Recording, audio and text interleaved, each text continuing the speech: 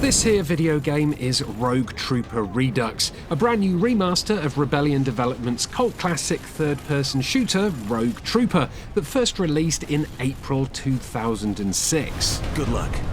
I'll see you on the battlefield. Now, you might be thinking, Ian, this is games you never knew existed, and Rogue Trooper Redux is a remaster, so of course we know Rogue Trooper existed, you massive bellend. Well, yes, you are of course correct, but what you might not know, unless you're old like me, is that 31 years ago, another game called Rogue Trooper was released. This one here, which came out on the ZX Spectrum, Commodore 64 and Amstrad CPC. And then, 5 years after that, another game named Rogue Trooper came out, this time for the Amiga and the Atari ST. So why weren't these remastered as well, you might be thinking? Well, to understand that, you first need to know a little bit about the history of 2000 AD. The first issue of sci-fi comic 2000 AD was published in February of 1977 by IPC magazines. It featured stories about futuristic sports stars, space-age dinosaurs, and a revamped version of classic comic book hero Dan Dare. It also came with a free space spinner attached to the cover, that's a frisbee to you and me, and it cost a very reasonable 8p, which it turns out is £124.92 cheaper than it cost the last person who bought a copy off of eBay. Snacking hell.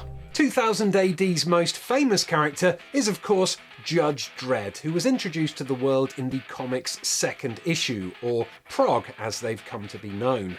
Dredd might be the most well-known character in the 2000 AD roster, but plenty of other iconic characters have been brought to life in its pages over the years, like the ABC Warriors, Strontium Dog, and of course the blue-skinned, genetically engineered super soldier, Rogue Trooper. First appearing in the pages of 2000 AD in September 1981, Rogue Trooper tells the story of Rogue, the last remaining genetic infantryman. Rogue was engineered to fight on New Earth's poisonous wastelands in the never-ending war between the Southers and the evil Nortland regime.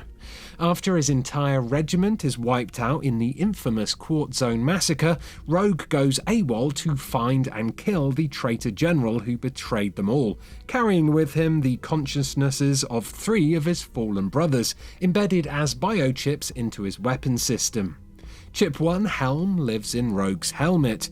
Chip 2, Gunnar, sits in his rifle, and Chip 3, Bagman, controls his backpack, which all seems like a rather lucky naming coincidence to me. By the end of 1986, the original Rogue Trooper comic series was running out of steam, but by this point, the Spectrum game had already been published by Piranha Software, and the Amiga game was in early development over at Chrysalis Software. Then, in the actual year 2000, video game developer Rebellion purchased 2000 AD and began publishing the comic from its headquarters in Oxford. With the rights firmly in its hands, Rebellion was then able to make games for all of 2000 AD's IPs, or at least it could have done if it wanted to. Instead, to this day, it's only released 2 games based on the comics, 2003's Judge Dredd, Dredd vs. Death, and then Rogue Trooper in 2006, the game that Rogue Trooper Redux is reduxing. Except that reduxing isn't a real word. Anyway, if you're watching this Rebellion, ABC Warriors, the game. Come on, you know it makes sense. Anyway, the real reason we're not seeing remakes of the first 2 Rogue Trooper games is simply because Rebellion didn't make them, and that's where this episode of Ginky comes into play. So this is Rogue Trooper 1986. It was written by Design, published by the software house Piranha, and was sold for £9.95. Then, a couple of years later, it was re-released as part of Alternative Software's £1.99 range. The instructions are simple. Search the war-ravaged wastes of New Earth for 8 missing vid tapes that provide concrete evidence of the traitor general's role in the Quartz Zone massacre, and then return them to your space shuttle. Oh, and of course, shoot loads of noughts while you're at it. While those menus might have looked a bit sparse, you can see here that the game itself, an isometric shooter, is incredibly well presented for a 48K game. The character sprites are big and chunky, the level screens are nicely detailed, and there's even a mini-map in the top left-hand corner that shows which areas of the game world are covered with poisonous chem clouds. Your 3 biochip buddies also make an appearance, wisecracking away in the top right-hand corner of the screen. It's a lovely touch that adds a lot of personality to the game, but the lines of dialogue are very limited, and it's not long before the bickering biochips start repeating themselves.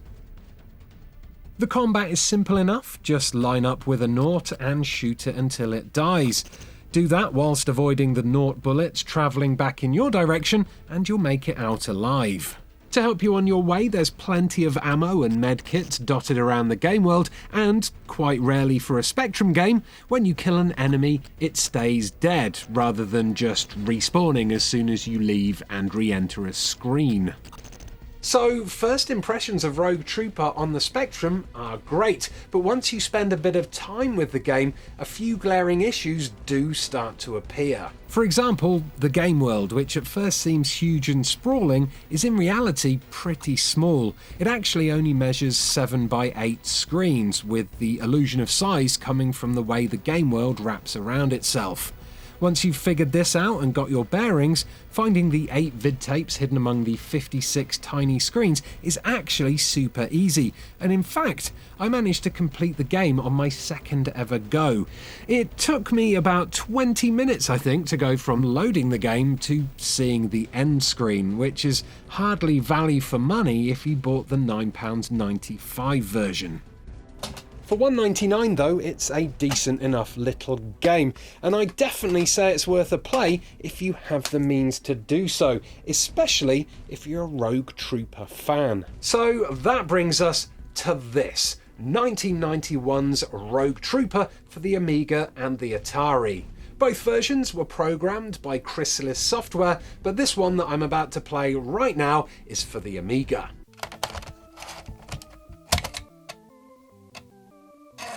Whilst the 16-bit game still tasks you with tracking down the traitor general after the Quartz Zone massacre, Rogue Trooper on the Amiga tells a very different story to that of the Spectrum game.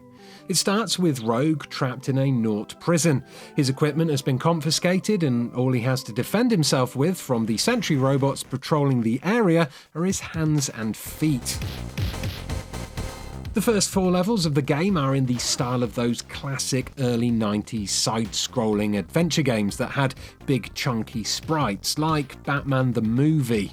You use lifts to go up and down between levels, and there are certain parts of the scenery that you can interact with that will help you progress. For instance, punching this cabinet here will get you your first weapon, a knife, whilst flipping this switch on the wall will make a keycard appear on the monitor nearby.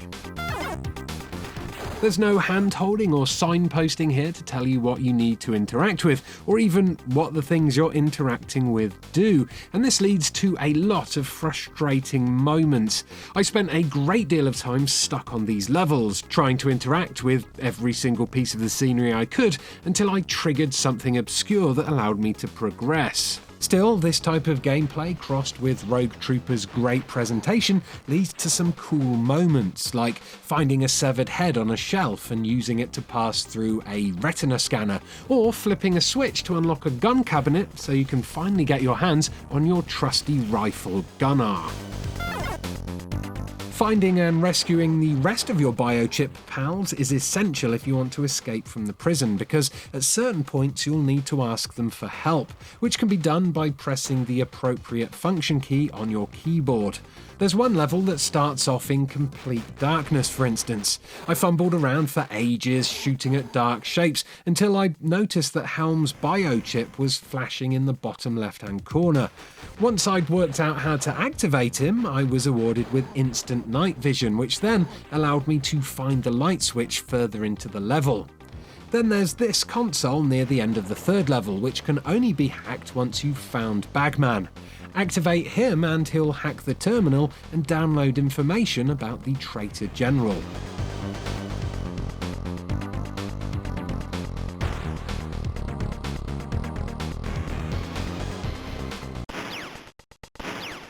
Unlike Piranha's Rogue Trooper, this game is really tough. Ammo is severely limited, the Naut troops are plentiful, and the constant grasping at straws approach to progression means it's really tricky to avoid getting in harm's way, especially when the Naut guards respawn frequently.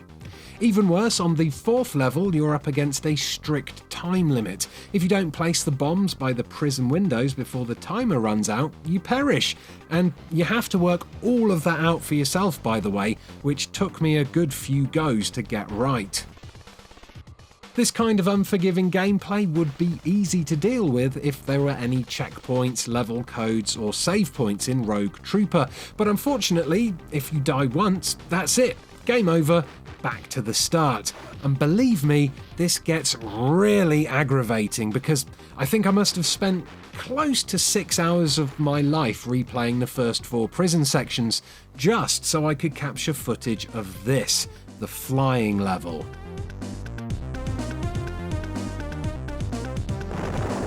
Having escaped the prison, Rogue steals a spacecraft, which he must then fly back to the Souther front lines, all whilst being shot at by tanks and Naut prison ships that buzz around like angry flies.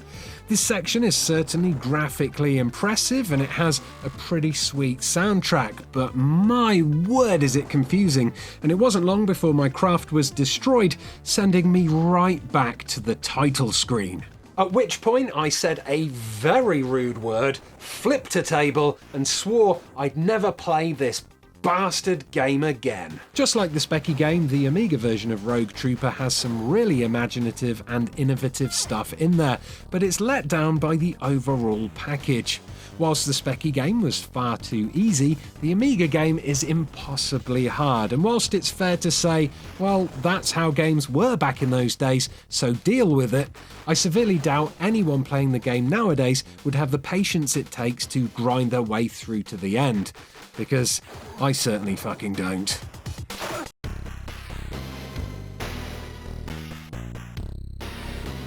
So yeah, those were the Rogue Trooper games you never knew existed.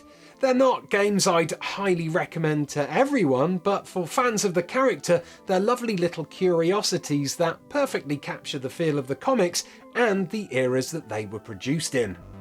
And there you go, that's another episode of Games You Never Knew Existed, done and dusted. If you enjoyed this little look at some long-lost Rogue Trooper games, do give this video a like and subscribe for more from Eurogamer.